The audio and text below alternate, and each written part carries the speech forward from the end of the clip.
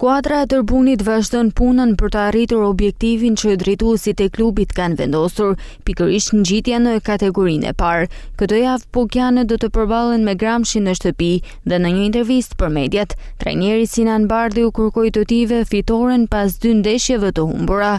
Vim nga një humbje, po vim me një lojë mjaft të mirë, pavarësisht rezultatit, isha i kënaq me lojën, kurse për ndeshjen e ardhshme që kena me Gramshin, jena të mobilizuar që të marrim 3 pikë me një lojë të mirë dhe të rrjedhshëm.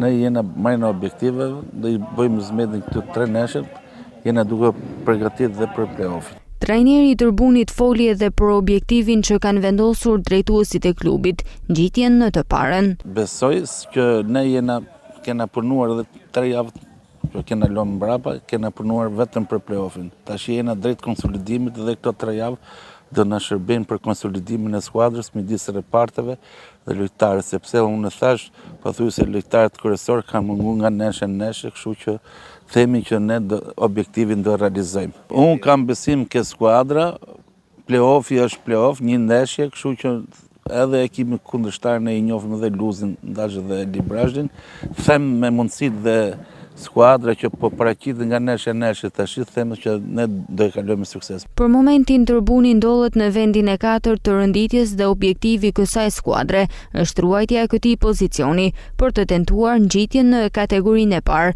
nëpërmjet fazës play-off.